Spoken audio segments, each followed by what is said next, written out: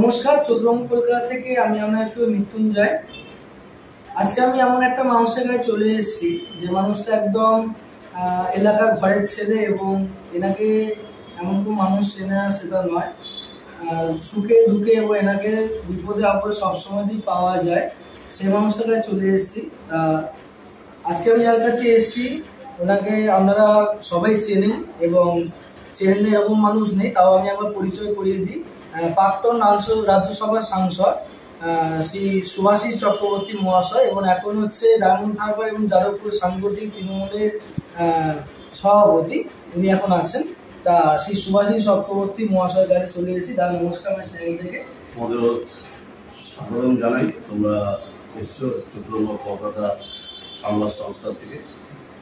দাদা, এই যে এত সুন্দর যে মানুষের কাজ, এই এতটা মানুষের ভালোবাসা, আপনাকে সবসময় মানুষ, আমরা যখন আসছেন তখন আপনার বাড়িটা যখন আমি জিজ্ঞেস করেছিলাম তখন মানুষ বলেছে হ্যাঁ ওই দাদার বাড়ি, মানে উনি একদম খুব ভালো মানুষ। তা এই যে মানুষ এত ভালোবাসে, এই ব্যাপার নিয়ে কি বলবেন? আমার ছোটবেলা থেকে একটা মানসিকতা ছিল যে সাধারণ মানুষ এবং নিম্নবর্গের মধ্যবিত্ত, উচ্চ মধ্যবিত্ত এবং সাধারণ মানুষের জন্য অন্তত কিছু কাজ করবো, অসুবিধায় পড়লে যেন তাদের পাশে দাঁড়াতে হবে। এই মানসিকতা নিয়ে আমি আস্তে আস্তে বেড়ে উঠছিলাম। প্রথমে ক্লাব সংগঠনগুলোর সঙ্গে যুক্ত ছিলাম, তারপর ভাগ্যক্রমে 1984 সালে বাংলার সংগ্রামী নেত্রী এখন যিনি মুখ্যমন্ত্রী মমতার সঙ্গে সংস্পর্শে আসি, তারপর থেকেই তার সময় রাজনীতি শুরু এবং সেই সুবাদে আমি দলের অনেক পদে যুক্ত ছিলাম। কংগ্রেস থাকাকালীন আমি যুব কংগ্রেসের সম্পাদক ছিলাম, আমি যুব কংগ্রেসের ওয়ার্কিং প্রেসিডেন্ট ছিলাম, সাধারণ সম্পাদক ছিলাম। তৃণমূল কংগ্রেস হওয়ার পর আমি দক্ষিণ চব্বিশ জেলা তৃণমূল যুব কংগ্রেসের সভাপতি হয়েছি। তারপর আবার তৃণমূল কংগ্রেসের সাধারণ সম্পাদক হয়েছি। এখন আমি দক্ষিণ চব্বিশ পুরো জেলার সভাপতি হয়েছিলাম। এখন জামানাবাদ যাদবপুর সাংগঠনিক জেলার আমি সভাপতি।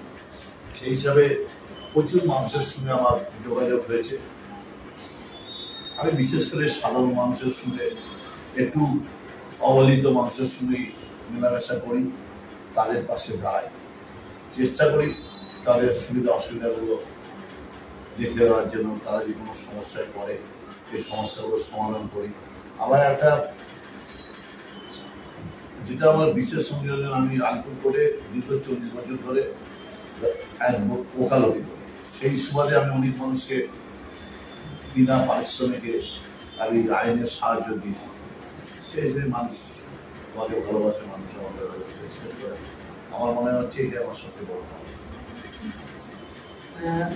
এই যে আইএনটিডিউসি যে এই একটা সাংগঠনিক যে এটা ইউনিয়ন, যেটা হচ্ছে লেবারের পাশে দাঁড়ানো, যারা হচ্ছে মানে শ্রমিকের পাশে দাঁড়ানো, এই দাঁড়ানো নিয়ে আমি দক্ষিণ চব্বিশ জেলা তৃণমূল কংগ্রেসের ট্রেড ইউনিয়ন শাখার সভাপতি ছিলাম। তখন সমন্দেব চট্টোপাধ্যায় রাজ্যের তৃণমূল ট্রেড ইউনিয়নের সভাপতি ছিল।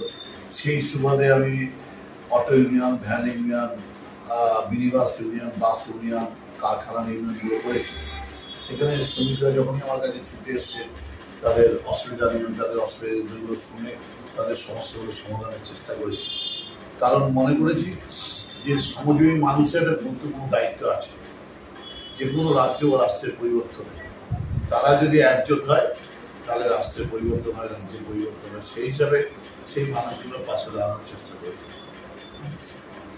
2026-এ আমাদের তো মানে মাননীয় মুখ্যমন্ত্রী যে আমাদের যে ভোট আর কি রাজ্যসভা, তা বিরোধীরা তো নানান কথাই বলছে যে এবারে সিট পাবে না, এবারে বদলের পালা বা বদলার পালা, এই ব্যাপার নিয়ে যদি তুমি বলেন। এখানে সিপিএমের নেতৃত্বে বামফ্রন্ট 34 বছর ক্ষমতায় ছিল। শুধু বাংলায় আমরা অত্যাচার দেখেছি, অবিচার দেখেছি, ভ্রষ্টাচার দেখেছি, ব্যবচার দেখেছি। বাংলায় কোনো উন্নয়ন দেখেছি, বাংলাটাকে ধ্বংসস্তূপে গড়ে গেছে। কিন্তু মমতা ব্যানার্জি সে 1993 সালে যে দাবি ছিল no identity card no vote, বলেছিল সচিত্র পরিচয়পত্রের মাধ্যমে মানুষ যেন তার প্রকৃত ভোটাধিকার ব্যালট বাক্সে প্রতিফলিত করতে পারে। সেই সুবাদে পরিচয়পত্র নিয়ে যখন মানুষ ভোট দিল, তখন আমরা দেখলাম 2011 সালে 284 আসনের মধ্যে 294টি আসনের মধ্যে 184 আসন আমরা জয়লাভ করেছি।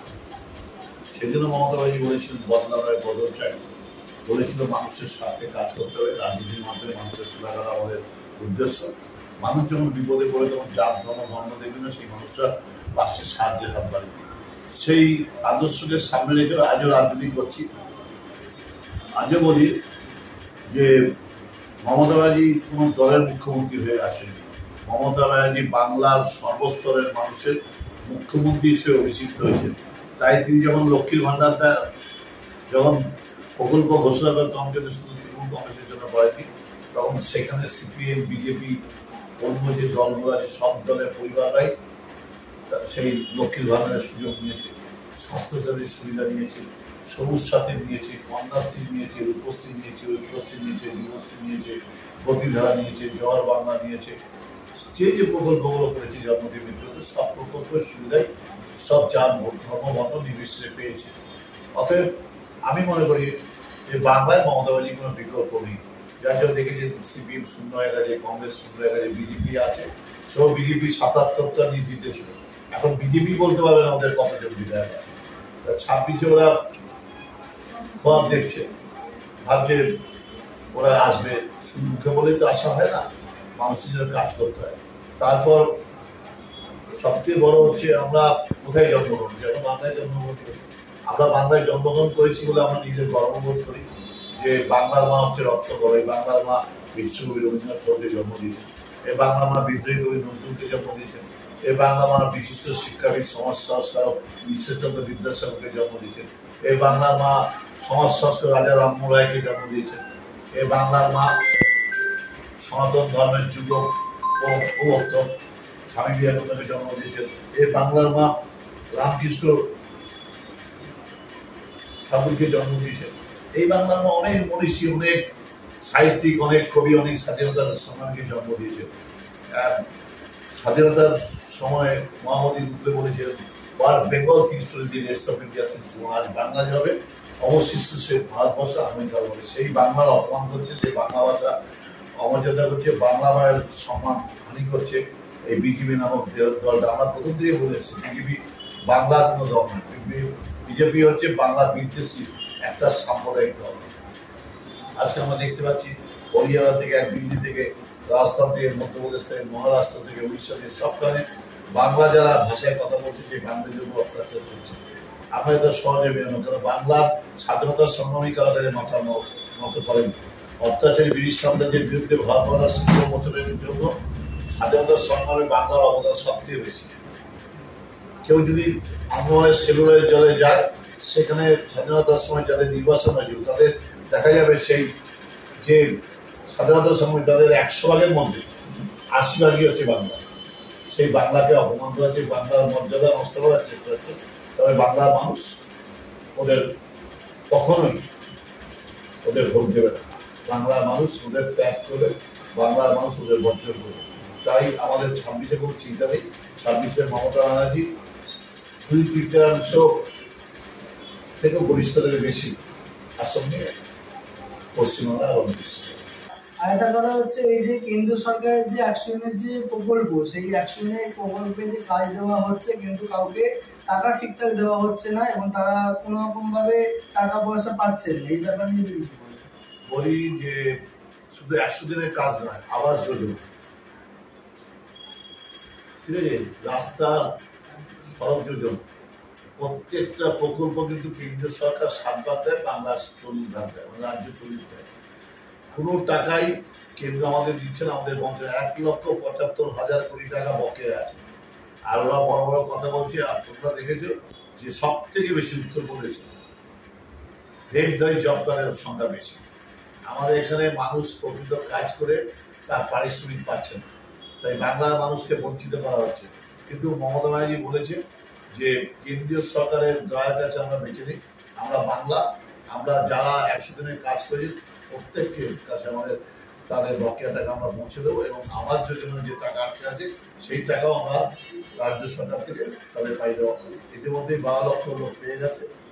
আর যারা ১০০ দিনের কাজের তাদের বকেয়া ছিল তারাও সেই টাকা পেয়ে গেছে। তাই আমাদের লড়াই কেন্দ্রীয় বঞ্চনার বিরুদ্ধে, কেন্দ্রীয় সরকারের যে সাম্প্রদায়িকতা তার বিরুদ্ধে। কারণ আমরা দেখেছি ওরা ক্ষমতায় আসার পর হিন্দু মুসলিমের মধ্যে একটা ভাগাভাগি, এখন আবার বাঙালি অবাঙালির মধ্যে একটা ভেদাভেদ করার চেষ্টা করছে। আর বাংলা ভাষায় যারা কথা বলছে তারাই বাংলাদেশি পরিচয় করার চেষ্টা করছে। কিন্তু ওরা তো ভারতবর্ষের ইতিহাস যায় না। ভারতবর্ষের স্বাধীনতার সংগ্রামে বাংলার অবদান সবচেয়ে বেশি। তখন বাংলাটা কিন্তু শুধু পশ্চিমবঙ্গ নিয়ে ছিল না, তখন পূর্ব বাংলা যেটা এখন বাংলাদেশ, সেটা টোটাল জায়গাটাকে নিয়ে কিন্তু বাংলা ছিল। সেই জন্যই আমরা বলি যে ওরা বাংলাকে যতই অপমান অবহেলা করুক, কিন্তু বাংলার মানুষ ওদের কখনোই মেনে নেবে না, ওদের সবসময়। এই যে আগামী কিছুদিন আগে আমাদের মমতা বন্দ্যোপাধ্যায়, মাননীয় মুখ্যমন্ত্রী মমতা বন্দ্যোপাধ্যায় বলেছেন যে বদলা নয় বদল চাই, কিন্তু এখন দেখা যাচ্ছে যে বিরোধী দল নেতা শ্রী শুভেন্দু অধিকারী উনি বলছেন যে বদলও চাই প্লাস বদলাও চাই। এই ব্যাপারটাকে কি বলবেন, যে এই মানুষের মধ্যে যে আক্রমণ, মানুষের মধ্যে বদলার যে ভাব, মানে এই বিজেপি সাইডে করছে, মানে কি এবার বলি যে এর জন্যই তফাৎ, এই জন্যই মমতা ব্যানার্জি হাইট কোথায় আর শুভেন্দুর হাইট কোথায়। শুভেন্দুর রাস্তায় একদিন জয় শ্রীরাম কত যে ভাষায় করেছে। আমরাও হিন্দুর ছেলে, আমরাও পুজো করি, আমরাও রামের পুজো করি, কিন্তু রাস্তাঘাটে তো কত বছর জয় শ্রীরাম করি না। যখন জয় শ্রীরাম বলতেও আমরা বলেছিলাম যে এটা রাস্তায় এভাবে কেন চিৎকার করে বলা হচ্ছে, এটা ঠিক হচ্ছে না।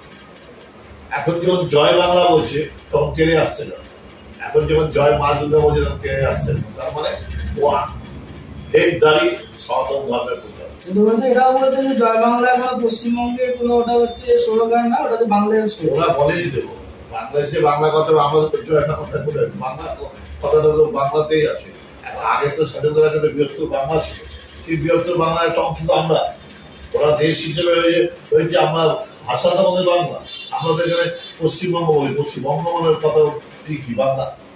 ওরা ভুল তথ্য প্রচার করছে, সেই জন্য মানুষ ওদের বর্জন করে। আচ্ছা, আমি এবার একটু অন্য বিষয়ে যাই। সামনে আমাদের দুর্গা পুজো আসছে। হরিদেবপুর 41-এর পল্লী দুর্গা পুজো সবসময় হচ্ছে মানে অনেকটা যে কটা যে পুজোর যে মূল, তার মধ্যে এটার একটা নাম্বার পড়ে, সেই নাম্বারের মধ্যে। এবারে পুজো কি থিম হচ্ছে আমাদের থিম এখনো পর্যন্ত প্রকাশ করা হয়নি। একটা নতুন চিন্তাধারা উদ্ভাবন করেছে। আমরা দক্ষিণ কলকাতায় যে উল্লেখযোগ্য পুজোগুলো হয় তার মধ্যে একটি পল্লী অন্যতম। আশা করি প্রত্যেকবার আমাদের এখানে প্রচুর দর্শনার্থীর সমাগম হয়, এবারও সমাগম হবে, আমরা সেই আশা আছি। ধন্যবাদ আমার চ্যানেলের পক্ষ থেকে। আমরা অমূল্য এই যে আপনি টাইমটা দিলেন, সেই টাইমটা স্বাগত জানাই এবং তোমাদের স্বীকৃতি কামনা করি, তুমি যেন মানুষের কাছে এবং সমাজের কাছে এবং রাজ্যের কাছে আরো বেশি জনপ্রিয় হবে। অনেক ধন্যবাদ।